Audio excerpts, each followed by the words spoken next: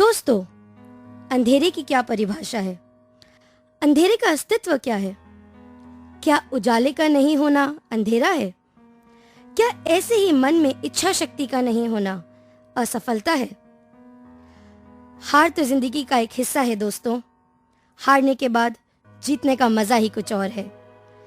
आपकी दोस्त और होस्ट पायल माथुर यानी मैं बातों बातों में आपसे आज बातचीत करूंगी हमारे इस अनमोल जिंदगी की। जी हाँ दोस्तों, ये जो जिंदगी हमें मिली है इसका कोई मोल नहीं। अगर खुशियाँ मिली हैं तो थोड़े गम भी मिलेंगे, अगर हंसी मिली है तो थोड़े आंसू भी मिलेंगे, क्योंकि हर किसी को मुकम्मल जहां नहीं मिलता। किसी को ज़मीं तो किसी को आसमान नहीं मिलता।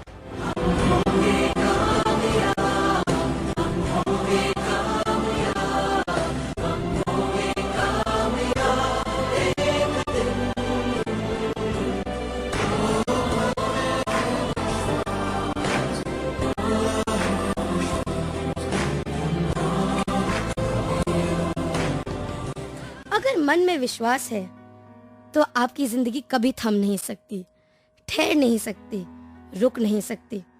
अलग अलग मोटिवेशनल बातें और इंस्पिरेशनल चीजें आपको आगे बढ़ने का हौसला देती हैं।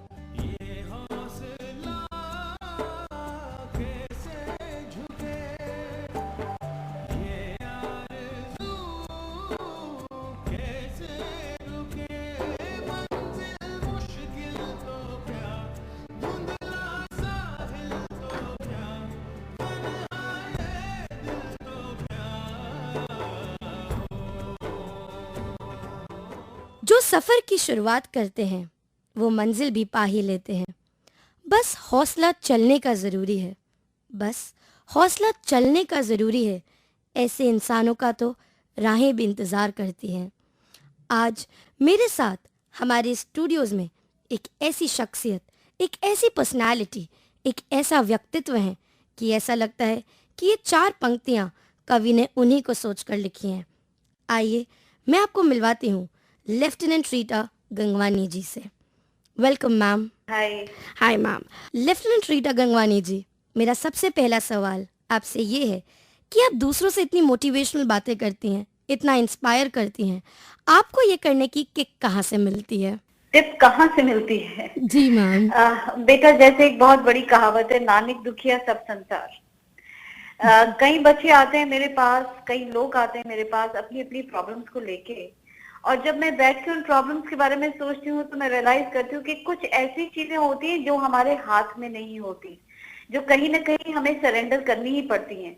लेकिन जब आप इन चीजों को सरेंडर करते हैं, यूनिवर्स को सरेंडर करते हैं और अपने हाथ खड़े कर देते हैं, तो जिंदगी में चलते रहने के लिए पीछे से धक्का लगना बहुत जरूरी है। जी। तो ऐसी जगह पे जहाँ पे मुझे लगता है कि हम लोग जिंदगी में हार मान जाते हैं, मुझे लगता है कि अगर कोई इंसान आपको पीछे से कुछ ऐसे शब्द बोल दे जो आपको खड़े होने में मदद करें, तो मैं देखती हूँ उससे लोगों को बहुत बहुत प्रेरणा मिलती है। तो ये धीरे धीरे करते करते मैंने रियलाइज किया कि जब किसी इंसान की आप खुद मदद करते हैं, और कुछ नहीं तो कर सकते, शब्दों से ही मदद करके और खड़े होने में मदद करते हैं, तो आपको वापसी में उससे दुगना मिलता है। तो यही मेरे लिए एक प्रेरणा बन गई कि अगर मैं औरों की मदद करती हूँ तो और मुझे इससे डबल मदद करने के लिए हौसला देते हैं। यही मेरे पीछे एक आप कह सकते हैं इंस्पिरेशन है, लोगों को मदद करने के लिए या मोटिवेट करने के लिए। जी बिल्कुल मैम, बिल्कुल मैम। पर आपकी इस पूरी जर्नी की शुरुआत, बेसिक जो जर्नी स्टार्ट हुई आपकी, वो कहाँ से हुई? देखिए, मैं जब छोटी थी बहुत तब इतनी एडवांस टेक्नोलॉजी नहीं होती थी, टीवीज भी नहीं होते थे, सिर्फ रेडियो हुआ करते थे, और छोटी छोटी ब्लैक एंड व्हाइट पिक्चर्स हुआ करती थी जो हम देखते थे। तो बचपन में मैं एक पिक्चर देखी थी, उपकार। जी। मालूम नहीं आपके व्यूअर्स में से कितने वो पिक्चर देखेंगे, अगर नहीं देखे तो जरूर देखिएगा। उपकार पिक्चर में बेसिकली आर्मी के बारे में दिखाया गया था कि कैसे एक फौजी अपनी जिंदगी को देश के लिए समर्पित करता है। तो वो एक बीज कहीं से डल गया था मेरे अंदर कि फौज जो है वो एक ऐसी चीज है जो कोई इंसान अगर करना चाहे जिंदगी में तो अपनी मातृभूमि के लिए बहुत कुछ कर सकता है। तो वो एक बीज तो था दिमाग के अंदर, लेकिन कैसे वहां तक पहुंचूं ये पॉसिबल नहीं था, क्योंकि जब मैं जैसे जैसे बड़ी हुई अपने कॉलेज में पहुंची या आगे बढ़ी तो मैंने रियलाइज किया कि सब मुझसे लंबे हो गए और मैं उतनी की उतनी रह गई। जी। अपने व्यूअर्स को बताना चाहूंगी कि मेरा कद कोई बहुत लंबा नहीं है, मैं 4 फुट 10 इंच की हूँ। और जब 4 फुट 10 इंच के आप किसी भी इंसान को, अब तो फिर भी बहुत एवेन्यूज खुल गए, उस जमाने में ऐसा लगता था कि ये इंसान कभी कुछ कर नहीं पाएगा। तो मुझे हर बार यही कहा जाता था कि घर का काम अच्छे से सीख लो, थोड़े से बड़े होंगे तो ब्याह कर दिया जाएगा, क्योंकि 4 फुट 10 इंच का इंसान जो है उसके लिए कोई एवेन्यूज खुले नहीं थे। हर जगह जाती थी, रिजेक्शन ही मिलती थी। सपने बड़े बड़े थे, मॉडल बनना चाहती थी, एयर होस्टेस बनना चाहती थी, मिस इंडिया बनना चाहती थी, ऑफ कोर्स फौज में भी जाना चाहती थी। लेकिन सपने ऐसे बड़े होने के बावजूद मेरा जो शरीर था उसने मेरा साथ नहीं दिया था। लेकिन जैसे अभी आपने मुझसे सवाल पूछा था कि आप लोगों को मोटिवेट अगर कर दो तो बहुत कुछ वापसी मिल जाता है, वैसे ही हर इंसान की जिंदगी में हमेशा कोई ना कोई एक इंसान ऐसा जरूर आता है जो आपकी जिंदगी बदल देता है। और मेरे जिंदगी में जो इंसान आया वो मेरी एक टीचर थी, क्योंकि जब ये लोग मुझे ठेंगू और छुटकू और छोटी और ऐसे ऐसे शब्दों से बुलाते थे तो मैं अंदर से बहुत टूट जाती थी। मेरा सेल्फ एस्टीम बहुत नीचे आ गया था। और वैसे भी घर वालों ने तो एज इट इज मेरे को राइट ऑफ कर दिया था कि जिंदगी में कुछ नहीं कर पाएगी। जी जी मैम, बिल्कुल मैम। एक्चुअली आपको देख के ये बात सिद्ध हो जाती है कि कद छोटा होने से हौसले छोटे नहीं हो जाते। बिल्कुल बिल्कुल। इनफैक्ट अंग्रेजी में एक कहावत भी है, all good things come in small packages. Correct ma'am, correct. जी मैम, पर जो आपने इंडियन आर्मी ज्वाइन करी, जी वो थॉट, उस थॉट के बिहाइंड आपका एक रीजन रहा होगा। ऑब्वियसली आपकी मैम ने आपको मोटिवेट किया, आई अंडरस्टैंड, जी। बट इंडियन आर्मी ही क्यों? इंडियन आर्मी ही क्यों? वो इसलिए क्योंकि जैसे मैंने कहा था कि वो बीज अंदर डल चुका था बचपन में, उपचार पिक्चर देखने के बाद। अब ऐसा था कि आर्मी में लेडीज जो थी वो नॉर्मली इतने आराम से एंट्री नहीं ले सकती थी उस जमाने में। तो या तो दो तरीके थे, या तो आप डॉक्टर बन जाओ या आप नर्सिंग ऑफिसर के रूप में आर्मी में एंट्री ले सकते थे। तो जब ये बीज मेरे अंदर था और जब ये मैम ने कहा कि आपको कुछ अपनी वैल्यू को पहचानना है, तब मेरे मन में ये विचार उठा कि कुछ ऐसी चीज करूं जो शायद अभी तक किसी ने अटेम्प्ट ना की हो, या अगर करी भी हो तो मेरे कद के किसी इंसान ने अटेम्प्ट ना की हो। तो बड़ा सोचने के बाद मेरे अंदर जो पहले से ही प्रेरणा थी कि मैं आर्मी में जाऊं और अपने देश की सेवा कर सकूं, क्योंकि जब मैं छोटी थी तो हमने इंडो पाक वॉर भी देखी थी। मैं 1970s की बात कर रही हूँ। तो जी मैंने देखा था कि किस तरीके से आर्मी जो थी उसकी मदद से जो हमारे नॉर्मल सिटीजन हैं वो सेफ फील करते हैं। और वो पिक्चर की जो इंस्पिरेशन थी वो उसने मुझे सोचने पे जब मजबूर किया, तो फिर यही हिंड्रेंस आई कि कद छोटा है क्या करूं। लेकिन जब हौसले बुलंद हो तो कोई चीज आपको रोक नहीं सकती। तो मैं एग्जाम में बैठी और एक कॉम्पिटिटिव एग्जाम था उसमें बैठी, पास हुई, मेडिकल एग्जाम से पास हुई। और हिमाचल प्रदेश की पहली lady army officer MNS core की बन के बाहर आई। तो वो हाँ मेरे लिए एक सिर्फ मेरे लिए नहीं, मेरे जैसे कद की और बहुत लड़कियों के लिए प्रेरणा बन गई कि अगर ये कर सकती है तो वो भी कर सकते हैं। मैम, एक्चुअली एक बहुत पॉजिटिव थॉट है। आई एम श्योर इससे हमारे लिसनर्स बहुत कुछ सीखने वाले हैं, जी स्पेशली द थॉट कि अगर हम दूसरों की हेल्प करते हैं तो इन फ्यूचर वो हमें काफ़ी पॉजिटिव रिस्पॉन्स देता है। जी ma'am, after getting retired from army, जी उसके बाद आपने पब्लिक की कैसे हेल्प करी, उनको कैसे सपोर्ट किया? आपका ये जो थॉट था to spread positivity so that you get positivity, वो राइट। कैसे आपने कंटिन्यू किया? देखिए बेटा, जब मैं आर्मी में थी तो हमारे को एक सब्जेक्ट लगा था जिसको बोलते हैं OLQ, ऑफिसर्स लाइफ क्वालिटी, जिसमें हमें टाइम मैनेजमेंट, लोगों के बीच में उठना बैठना, चलना फिरना, कपड़े कैसे पहनते हैं, ऐसी बहुत सी चीजें सिखाई जाती थी। तो जब मैं सिविल लाइफ में अपनी फ्रेंड्स को देखती थी तो मुझे लगता था कि इस चीज की उनमें बहुत कमी है। लोग टाइम का जो है उसका एहसास नहीं है, उनको टाइम का एहसास नहीं है, लोगों से उठने बैठने की तमीज नहीं है। तो कहीं ना कहीं मुझे मन में ये भी आया कि हमारा देश हर चीज में आगे है। अगर आप ब्रेन की बात करें तो हमारे इंडियन इंटेलिजेंस जो है वो बड़े से बड़े ओहदों पर पूरे वर्ल्ड में बैठे हुए हैं लोग। मुझे ये लगा कि अगर एक कमी हमारे अंदर है तो वो तहजीब की कमी है। और अगर मैं इस चीज को भी लोगों के अंदर डाल पाऊं तो ना सिर्फ एक एकेडमिक क्वालिफिकेशंस बच्चों के पास होगी जो हमारी यूथ है, बल्कि उनके पास संस्कार और तहजीब भी होगी जिसकी वजह से वो दुनिया में और आगे बढ़ पाएंगे। जी लेकिन बिल्कुल। इस चीज के लिए मुझे डिग्रीज का होना बहुत जरूरी था, क्योंकि आर्मी में सीखी गई सिर्फ वही चीज आगे मेरे को उन्हें पढ़ाने के काम ना आती। तो आर्मी छोड़ने के बाद मैं स्विस इंडियन फिनिशिंग स्कूल में गई, एटिकेट स्कूल ऑफ न्यूयॉर्क में गई, और आजकल की जनरेशन के हिसाब से जो तहजीब होती है उन चीजों को सीखकर अपनी जो टीचिंग है उसमें उतारा। और फिर मैं स्कूल्स में, कॉलेजेस में, स्लम्स में और बहुत सी जगहों पे जाके बच्चों को तहजीब और इंडियन संस्कार की नॉलेज भी देने लगी, अलोंग विद द मोटिवेशन। तो मेरे जो बच्चे हैं, मैंने देखा है कि ये शिक्षा पाने के बाद जिंदगी में बहुत ही जिसको कहते हैं ना good human being, a good citizen, Indian citizen, जिसकी हमें सबसे ज्यादा जरूरत है, वो बन पाते हैं, औरों को समझ पाते हैं, और कहीं ना कहीं हम लोगों का मुकाम दुनिया में as global citizen, Indian global citizen भी कहीं ना कहीं वो मुकाम छोड़ पा रहे हैं। तो यही मेरा मकसद है कि ना सिर्फ मोटिवेट करूं, बल्कि बच्चों को हमारे इंडियन संस्कार जो वो लोग भूल चुके हैं उसके बारे में फिर से जागृत करूं, और उनके अंदर वो तहजीब डालूं कि वो समाज में अपनी एक जगह बना सके। तो यही काम मैं जो है बेसिकली आजकल कर रही हूँ। और यूं ही हमारी बातचीत लेफ्टिनेंट रीटा गंगवानी जी से जारी रहेंगी एक छोटे से सॉन्ग ब्रेक के बाद।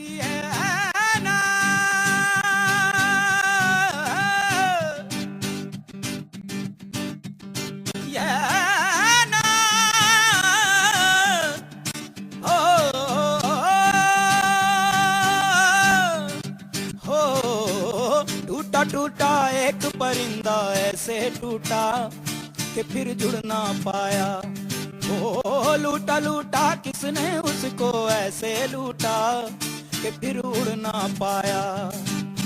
गिरता हुआ वो आसमां से आकर गिरा जमीन पर, ख्वाबों में फिर भी बादल ही थे, वो कहता रहा मगर के अल्लाह के बंदे हंस दे, अल्लाह के बंदे, अल्लाह के बंदे हंस दे, जो भी हो कल फिर आएगा। अल्लाह के बंदे हंस दे, अल्लाह के बंदे, अल्लाह के बंदे हंस दे, जो भी हो कल फिर आएगा। टूटा टूटा एक परिंदा ऐसे टूटा कि फिर जुड़ ना पाया। ओ लूटा लूटा किसने उसको ऐसे लूटा कि फिर उड़ ना पाया। गिरता हुआ वो आसमां से आकर गिरा जमीन पर, ख्वाबों में फिर भी बादल ही थे, वो कहता रहा मगर के अल्लाह के बंदे हंस दे, अल्लाह के बंदे, अल्लाह के बंदे हंस दे, जो भी हो कल फिर आएगा। अल्लाह के बंदे हंस दे, अल्लाह के बंदे, अल्लाह के बंदे हंस दे, जो भी हो कल फिर आएगा। वेलकम बैक लिसनर्स, और अभी हमारी बातचीत जारी है लेफ्टिनेंट रीटा गंगवानी जी से। मैम, हमने सुना है कि आप लोगों को इंस्पायर करती हैं to live an extraordinary life. जी ma'am, a very basic question कि जी। When you say extraordinary life, how do you define it, what do you mean by it? Extraordinary life से मेरा मतलब है कि जब भगवान ने हमें धरती पे उतारा था तो हम सबको एक कोरे कागज के रूप में उतारा था।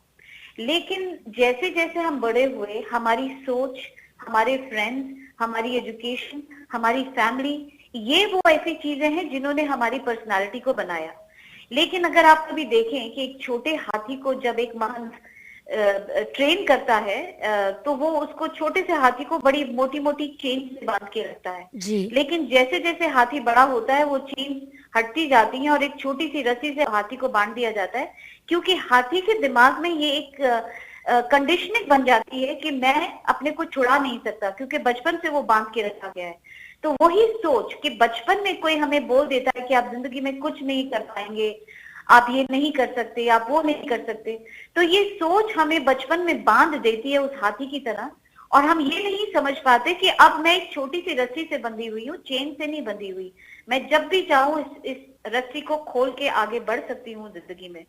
तो एक्स्ट्रा ऑर्डिनरी लाइफ का मेरा मतलब है कि मैं उनको ये सिखाती हूँ कि उन रस्सियों को, उन चेन्स को जो बचपन में आपको दिमाग में बांध दी गई थी, जो कंडीशनिंग आपकी बचपन में कर दी गई थी, उसको कैसे तोड़कर आप जिंदगी में आगे बढ़ सकते हैं और अपने लिए एक अपनी अपनी क्षमताओं के हिसाब से, अपनी अपनी कैपेसिटीज के हिसाब से आप एक एक्स्ट्रा ऑर्डिनरी जिंदगी, एक एक्स्ट्रा ऑर्डिनरी प्रोफेशन खुद का बना सकते हैं। मैम, एक बहुत पुराना गाना है कि इस शहर में हर शख्स परेशान सा क्यों है। जी मैम, हम जानते हैं कि आजकल लोग दुनिया की भागम भाग में लगे हुए हैं। जनरली अपने कॉलेज लाइफ में मैं नोटिस करती हूँ कि बच्चे अपना फोकस, पेशेंस लूज कर रहे हैं। जी बच्चे सोचने लगे कि राहुल के पास एक बड़ी गाड़ी है तो मुझे भी चाहिए, पूजा ऐसे कपड़े पहनती है तो मुझे भी वैसे पहनने हैं। इस प्रॉब्लम का रीजन क्या है? इस प्रॉब्लम का रीजन, सबसे बड़ा रीजन जो मैं कहूंगी वो है कंपैरिजन। अनफॉर्चुनेटली हम लोग ये नहीं रियलाइज करते कि हर इंसान, कहते हैं वक्त से पहले और किस्मत से ज्यादा कभी किसी को नहीं मिलता। बिल्कुल। पहली चीज तो ये जानना बहुत जरूरी है कि कहते हैं जितना सक्सेस के पीछे भागो, सक्सेस उतना आपसे दूर भागती है, लेकिन जब आप उसको खुला छोड़ दें तो कहीं ना कहीं वो आपको पा ही लेती है। तो पहली चीज, कभी किसी को अपने आप को किसी से कंपेयर नहीं करना। हम कहते हैं कि दूसरे की घास मेरे से बहुत ज्यादा हरी है, लेकिन हम ये रियलाइज नहीं करते हैं कि वो भी हमारी घास को देख के यही सोच रहा है कि हमारी घास जो है उससे ज्यादा हरी है। तो जब हम कंपेयर करने लगते हैं, उसके पास ये है, उसके पास ये है, वो है, मेरे पास होना चाहिए, तो जिंदगी की भागम दौड़ में हम लोग लग जाते हैं और फिर पीछे छूट जाते हैं। दूसरी चीज जो बहुत इंपॉर्टेंट है, हम भूल गए हैं, वो है ग्रेटिट्यूड की भावना। ये चाहिए, वो चाहिए, हम सब ये देखते हैं, BMW चाहिए, वॉक्सवैगन चाहिए, बड़ी बड़ी चीजें चाहिए। अरे जरा नीचे झांक के देखिए, दूसरे के पास तो शायद पैर भी नहीं है, फिर भी वो खुशी खुशी अपनी जिंदगी जी रहा है। हैव द ग्रेटिट्यूड कि आपके पास जो कुछ है, बहुत बहुत शुक्रिया, क्योंकि जो आपके पास है शायद उस चीज के लिए और बहुत से ऐसे लोग हैं जो उस चीज के लिए भी तरसते हैं। पीस ऑफ माइंड, मानसिक जी संतुलन, मानसिक शांति की आप बात कर रहे हैं, वो जी, कैसे मिल सकती है? वो कैसे मिल सकती है? देखिए, हम लोग ज्यादातर अगर मैं थोड़ा सा इसको स्पिरिचुअल की तरफ ले जाती हूँ, हम लोग के पास भगवान ने 5 सेंसेस दिए हैं, जी और हम अनफॉर्चुनेटली इन 5 सेंसेस को इतना ज्यादा यूज करते हैं कि कहीं ना कहीं भूल गए हैं कि हमारे अंदर भी एक बहुत पॉजिटिव चीज है, हमारे अंदर हमारी कॉन्शियसनेस है, जिसको हम भूल गए हैं। हम सबकी जिंदगी में 4 बीबियां हैं। जी सबसे पहली बीबी है हमारा शरीर, जिसको सबसे अच्छा खिलाते हैं, पिलाते हैं, ये हमारे साथ नहीं जाने वाला। दूसरी बीबी जो उसको हम बहुत सुंदर मानते हैं, वो है हमारी धन दौलत, वो भी यही रह जाएगी, हमारे साथ नहीं चल पाएगी। तीसरी बीबी है हमारे फैमिली और फ्रेंड्स, जो चिता तक साथ चलेंगे लेकिन आगे हमारे साथ नहीं चल पाएंगे। और चौथी बीबी है हमारी अंतरात्मा, हमारी सोल, हमारे कर्म, जो एक्चुअली में हमारे साथ जाएंगे। जी तो वही बात है कि हम इन 5 सेंसेस के द्वारा जिंदगी में इतना खो गए हैं कि कहीं ना कहीं हम हमारी असली जिंदगी जो हमारे अंदर से है, हमारी आत्मा है, उसको हम भूल गए हैं। हम भूल गए हैं यही पैसा कमाने की होड़ में, अच्छा दिखने की होड़ में, हम भूल गए हैं कि एक अच्छा इंसान होना कहीं ज्यादा जरूरी है। और एक अच्छा इंसान होने के लिए हमें 5 सेंसेस खुद को काटना पड़ेगा।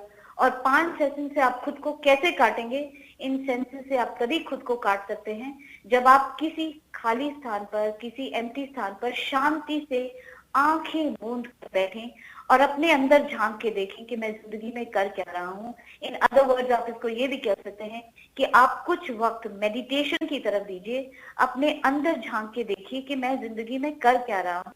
अपनी कॉन्शियसनेस, अपनी आत्मा, अपने कर्म को जगाइए। और जब आप क्लियरली ये पिक्चर देख पाएंगे कि मैं अपनी 5 सेंसेस के थ्रू इतना खो गया हूँ कि कहीं ना कहीं मैं खुद को भूल गया हूँ, तो जब आप मेडिटेशन के थ्रू खुद के साथ कनेक्ट होंगे तो कहीं ना कहीं आप रियलाइज करेंगे कि वो खुद की शांति जो आप ढूंढ रहे थे वो आपको जरूर मिलेगी। बहुत प्यारा विचार मैम। मैम, 4 पंक्तियां बोलूंगी मैं जी कि जीवन के परिश्रम की सच्ची परछाई है गुरु, जी पर्वतों में राह बनाने की सच्चाई है गुरु, जी अपने खून से सींचकर एक पौधे को वृक्ष बनाता है, जी इंसान में इंसानियत पहचानने की ऊंचाई है गुरु। जी। भारत में, वंडरफुल। Thank you ma'am. जी भारत में काफी प्राचीन काल से हम जानते हैं कि गुरु शिष्य परंपरा चलती आ रही है, जी लेकिन आज के समय में देखा जाए तो ये जो परंपरा है ये बहुत धुलमिल सी हो गई है। हाँ जी। इसका कारण क्या है? इसका कारण आप शिष्य को मानेंगी या गुरु को मानेंगी? ओके, मैं कारण दोनों को मानूंगी। पहले तो गुरु से बात करते हैं। गुरु से इसलिए मानूंगी कि पुराने जमाने में जब गुरु शिष्यों को दिया करते थे तो बड़ा अनकंडीशनली देते थे, सच्चे मन से, सच्चे भाव से देते थे। क्योंकि पुराने जमाने में इसको जिसको कहते हैं एक सिर्फ खाना कमाने का माध्यम नहीं माना जाता था। जी लेकिन ठीक है, मैं गुरु को मैं उनको ब्लेम भी नहीं करूंगी, क्योंकि आजकल महंगाई का जमाना है, आजकल 2 वक्त की रोटी की भी हर कोई लड़ाई कर रहा है। लेकिन कहीं ना कहीं मैं देखती हूँ आजकल एजुकेशन बड़ी कमर्शलाइज हो गई है। हर गुरु ये नहीं सोचता कि मेरे टाइम देखना घड़ी के हिसाब से शिष्य चलता है, कि ये नहीं सोचता है कि शिष्य को जो मैं दे रहा हूँ वाकई वो अपनी जिंदगी में उतार रहा है कि नहीं। बड़ी लिखी पढ़ी सी बातें हो गई हैं, जो लिखी पढ़ी सी बातें स्टूडेंट्स को बताई जाती हैं।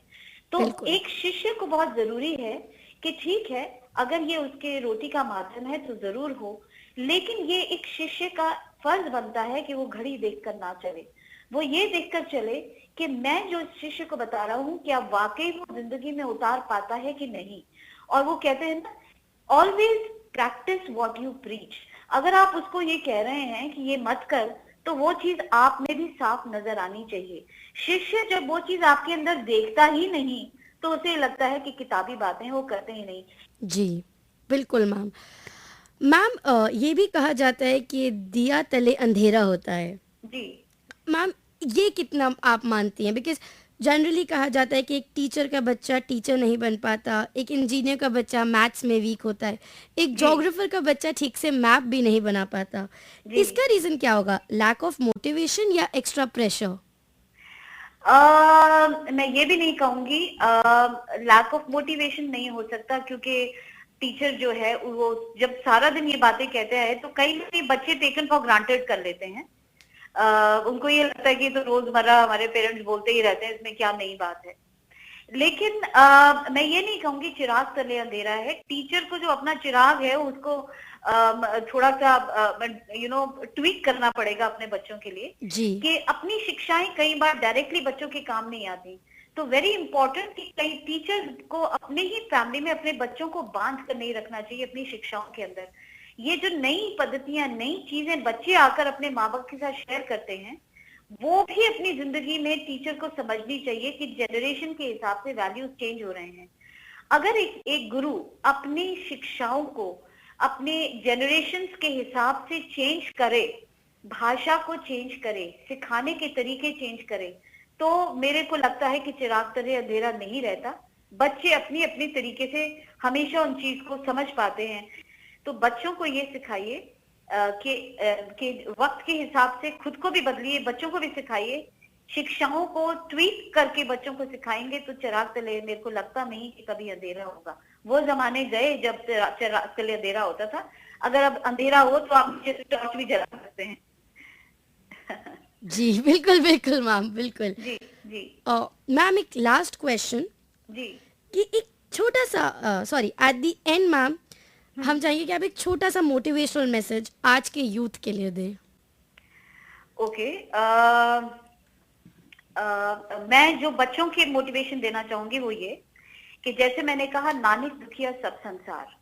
अनफॉर्चुनेटली बच्चों के पास आजकल सब कुछ है, सिर्फ जो चीज नहीं है वो क्या करते हैं बच्चे, हमेशा मुड़ मुड़ के देखते हैं। आप देखिए गाड़ियों के अंदर भी जो रियर मिरर होता है वो बहुत छोटा होता है, लेकिन जो साइड मिरर होता है उसमें आप बहुत बड़ा बड़ा देख सकते हैं। जी भूतकाल जो गुजर गई, भूतों की हमारी प्रेजेंट जिंदगी में कोई जगह नहीं है। तो जो वक्त गुजर गया, जो फेलियर जिंदगी में हुए, बार बार मुड़कर उन फेलियर्स की तरफ कभी मत देखिएगा।